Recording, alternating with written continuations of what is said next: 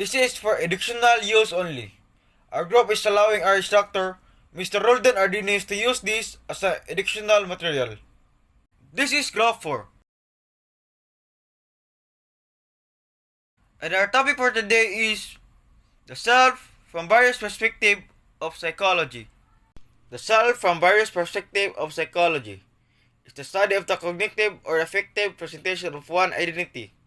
In modern psychology, the earliest formulation of the self derived from the distinction between as the self as I and subjective knower and the self as me, the objective that is known. Global self-esteem is the evaluative component of self-knowledge.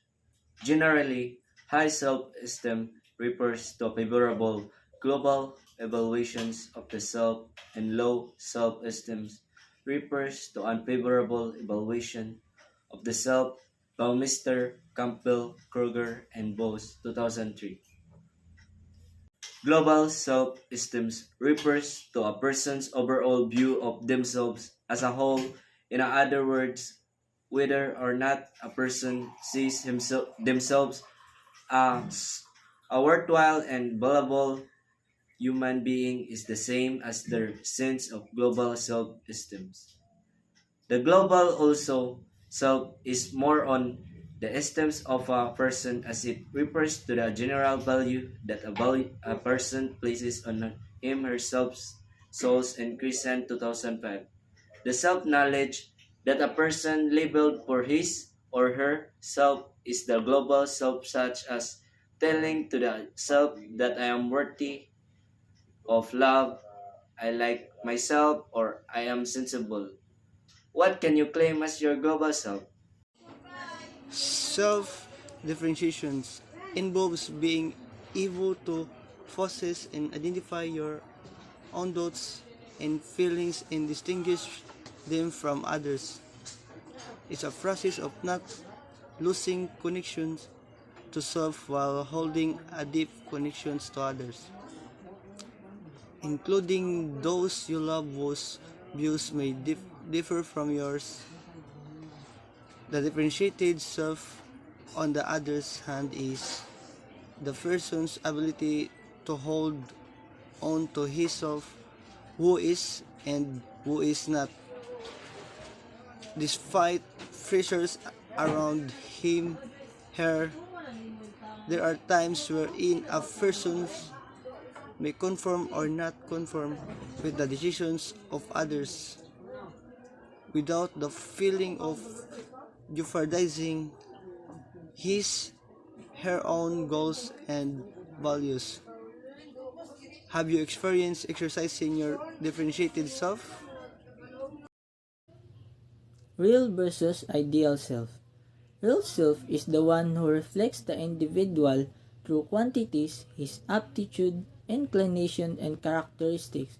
On the other hand, ideal self that is constituted by the characteristics to which the individual aspires. It is a guide of the self. In psychology, the real self is what a person is actually like, and the ideal self is the person they want to be. The real self and the ideal self are terms used to describe personality domain. The real self is who we actually are. It is how we think, how we look, how we feel, and act. The real self can be seen by others, but because we have no way of truly knowing how others view us, the real self is our self-image. The ideal self, on the other hand, is how we want to be. It is an idealized image that we have developed over time. Based on what we have learned and experienced, the ideal self could include components of what our parents have taught us, what we admired in others, what our society promotes, and what we think is our best interest. For example, my ideal self includes honesty. When my parents ask me why I was late coming home from a night out, and I am honest and tell them that I didn't want to leave the party because I was having such a great time, then despite the ramification, I will feel a sense of mental well-being. If I am dishonest and tell them that my car wasn't start, then the misalignment between the real self and ideal self will result in mental distress or anxiety. The fact that I lead results in negative feeling. For me, the example of real self are the attitude or behavior that you only show to your loved ones, your closest friend, or to someone you are comfortable to show your real self, like being clingy, sarcastic, playful, etc. Multiple versus unified self. Person has the capacity to carry multiple roles. Student, daughter, son, a friend, teacher, mentor, etc. Without losing his or her own identity, one can unify his multiple self in such a way that he still knows how to think and behave into his or her original self with or without the people around him or her, where his or her multiple roles originated. Should be remembered, however, that the capability of doing multiple roles is in the matter of time management and discipline, and should not be treated as changing self, as this would already connotes. Different self is equal to different personality, leading to a disorder question of whether it is possible to unify self depends on how the person may carry his or herself in different situations. For example, a person takes on these different styles of interactions as a parent, as an employee, as a friend, as a son or daughter, or as a spouse. Think about if you answer your phone with a business-like voice and it was your best friend. However, she didn't even recognize you until you identify yourself because of the difference between your business-like persona and your friend persona. This, however, is not the same as dissociative identity disorder, in that the individual does not lose track of his own identity or personality. It simply involves the modifications of reactions and interaction pattern with the world. Unified self is a means of referring to the composite persona or to the self that contains all of the other personas that exist within a person's interactional style. Unified self is the personality that stays within us. The self we usually only show to people we trust and whenever we are alone. It is important for a person to have a consistent and coherent self that they show to others, especially to people that are really close to them. Unified self, it denotes a person is well preserving the ingredients or elements of his or her basic personality or nature. It denotes a person's undivided self or unsplit personality. It denotes all the basic or essential parts of one person's nature remain intact, linked, cognitively coordinated, and remarkably distinguished, distinctive and different from everyone and everything else. For example, Heather Butler was back to his unified self again. In spite of severe odds, Heather Butler is not broken at all and is looking more like his unified self. Many men and women have to live their lives under various stresses and strains of the modern society. No wonder they became victims of a split personality and do stand in need of systematic and regular psychological counselings for regaining their unified self. What is an example of the unified self? An example would be yourself. Another would be myself, noting that there is only one self and is nobody's property. In the self, there is no plurality and diversity. The self is what you are when stop thinking. Another name for that self is reality, or the truth. They have other fancy names for it out there, but the name is not the thing. And it matters little. You know that thing by being, not by name or concept or method. Thinking distorts the image of the self, making it personal, which is false. The true self. A person might work hard at their job and also spend time with family. They might believe that their job is just something they do, but that the importance they place on family relationship is part of their true self. Chances are you have lots of beliefs about yourself and other people. You use this belief to help predict why people do what they do. If someone yells at you, you might forgive them because you have they are under a lot of strain. Or you might mistrust them because think that this person always angry at you. Or you might even think that deep down they are angry person who should be avoided. Why it is difficult to express your true self?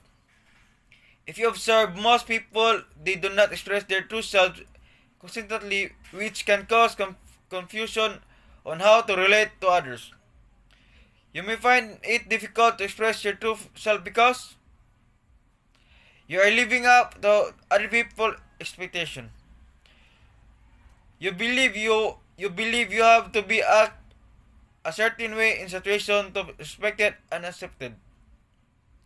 You want to be like it, so you do things that will cause others to approve of you.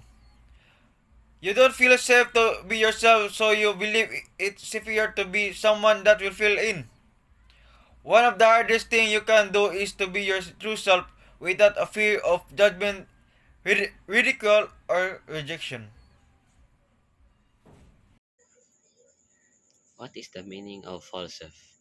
False self, by contrast, denotes a sense of self created as a defensive facade, which in extreme cases can leave individual lacking spontaneity and feeling dead and empty behind an inconsistent and incompetent appearance of being real, such as in narcissism. There are two kinds of false self: unhealthy false self and healthy false self. A healthy false self is one that works with and stays committed to the true self. It is a form of useful self protection in that it shields us at times when vulnerability will not be appropriate or might even be harmful. Those farther down the false self scale, however, are disconnected from their true self. The unhealthy false self, D.W. Winnicott, defines the unhealthy false self as one of that fits into society through forced compliance rather than a desire to adopt. Real life examples of the false self are based around certain beliefs that we can take on in order to fit into our worlds better. What causes false self? Barriers to the development of a true self include peer pressure from family preferences, social norms, and cultural expectations. This can lead to a discrepancy between eternal desires and lived reality, contributing to the development of a false self. Hi, today I'm about to discuss to you what exactly is the agentic self and the proactive self. So, what exactly is the agentic self? The agentic self is the aspect of human personality determined by the future assessments of one's goals, objectives, and actions. The generation of an individual's planning, selecting, and implementing capabilities has a negative impact on agentic self functions. It encourages learners to take ownership of their own development. Agentic learning encourages learners to set goals and plans, and it also sets them on how to achieve those goals. Now, student ownership and responsibility have been linked to improve learning outcomes. It increases their motivation as well. So that is the agentic self. So it talks about how a human personality can be determined on how their future will happen. So what are their outcome in the future? So next is, what exactly is proactive self? It is a personality trait that has consequences for motivation and action. It is a belief in the vast potential of changes that can be made to better oneself or one's surroundings. This includes qualities like resourcefulness, accountability, values, and vision. Instead of allowing their circumstances and conditions to drive their decisions, proactive people let their values guide their decisions. Proactive people take action rather than waiting to be taken action. People who are proactive play the ball before it plays them. Being proactive has a position impact on job performance, team performance, career success, and psychological well-being. Proactivity also predicts better outcomes as a leader and in business. So that's all for the day. So that is what proactive self means. So, yeah. The I self and myself. The I self is the aspect of me that represents the distinct individual that I am. It is a part of me that represents who I really am on the inside, my actual self. The aspect of me that I project to the outside world is my me-self. It is the aspect of myself that represents my public identity, the face I want the world to see of me.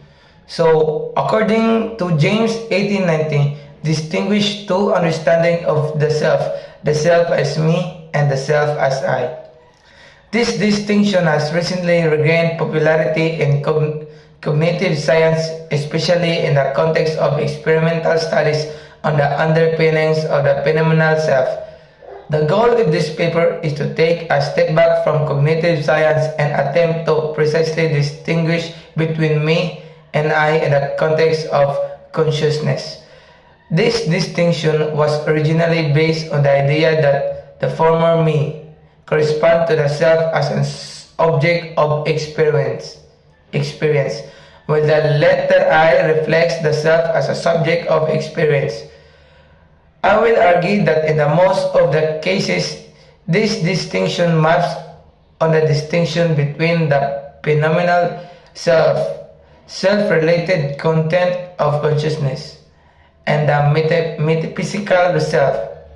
The problem of subjectivity of all conscious experience and such as two issues should be investigated separately using fundamentally different methodologies. Moreover, by referring to Metzinger's 2018 theory of phenomenal self models, I will argue that what is usually investigated as the phenomenon I following understanding of self as subject introduced by Wittgenstein 1958 can be interpreted as object rather than subject of experience, and as such can be understood as element of the hierarchical structure of the phenomenal self model. This understanding relates to recent predictive coding and free energy theories of the self and bodily self discussed in cognitive neuroscience and philosophy.